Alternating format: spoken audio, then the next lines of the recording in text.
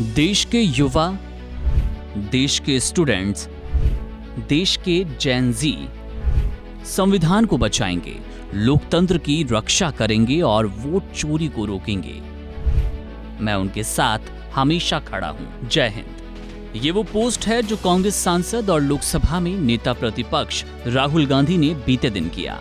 राहुल गांधी एक बार फिर वोट चोरी के मुद्दे पर चुनाव आयोग और सरकार को घेर रही हैं, लेकिन इस बार बीजेपी ने पलटवार करते हुए उन पर गंभीर आरोप लगाए। सवाल ये उठ रहा है कि क्या राहुल गांधी जानबूझकर देश के युवाओं को भड़काने की कोशिश कर रही हैं, जैसा कि बीजेपी दावा भी कर रही है, क्योंकि राहुल के पोस्ट में जेन ज़ी का जिक्र है, जो कि नेपाल हिंसा से जोड़कर देखा जा रहा है।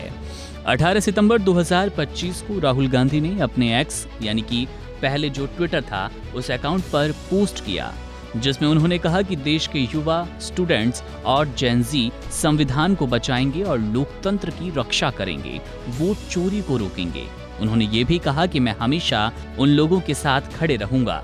इससे पहले राहुल ने कांग्रेस मुख्यालय में प्रेस से बातचीत में आरोप लगाया था कि कर्नाटक में कांग्रेस समर्थक वोटरों के नाम मतदाता सूची से जानबूझकर हटाए गए। उनका कहना था कि मुख्य चुनाव आयुक्त ज्ञानेश कुमार को बहाने बनाना छोड़कर कर्नाटक की सीआईडी को सबूत सौंपने चाहिए। बीजेपी इन बयानों को लेकर कड़ा रुख अपना चुकी है। गृह मंत्री अमित शाह ने राहुल गांधी के आरोपों को झूठा विमर्श बताया और कहा कि कांग्रेस नेताओं की ये पुरानी रणनीति है कि पहले डर फैलाओ, फिर खुद को रक्षक के रूप में पेश करो। शाह ने यह भी याद दिलाया कि कांग्रेस पहले भी बीजेपी पर SC/ST आरक्षण खत्म करने का आरोप लगा चुकी है, जबकि ऐसा कुछ नहीं हुआ। सूचना और प्रसारण मंत्री अनुराग ठाकुर ने भी तीखा हमला किया। उन्होंने कहा कि राहुल गांधी की राजनीति घुसपैठिए प्रथम की है और वो अवैध मतदाता को बचाने की कोशिश कर रही हैं। उनके मुताबिक जब चुनाव आयोग मतदाता सूची की समीक्षा करता है तो उसका विरोध करके कांग्रेस नेता SC/ST और OBC समुदायों के हितों को नुकसान पहुंचा रहे हैं। बीजेपी का मुख्य तर्क ये कि राहुल गांधी जानबूझकर ऐसे बयान देती हैं जिससे युवाओं में सरकार और संवैधानिक संस्थाओं के खिलाफ अविश्वास पैदा हो।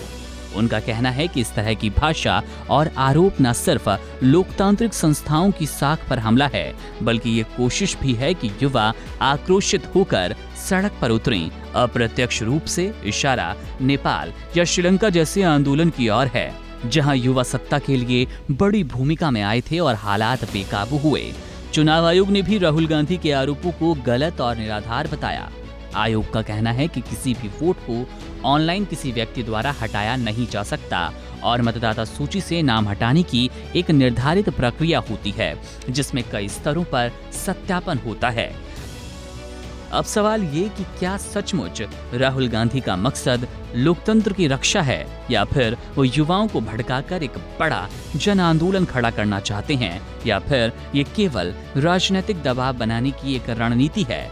साफ है कि इस बहस का केंद्र अब सिर्फ वोटर लिस्ट नहीं, बल्कि युवाओं की भावनाओं और देश के राजनीतिक माहौल पर पड़ने वाला असर बन गया है। Subscribe to One India and never miss an update. Download the One India app now.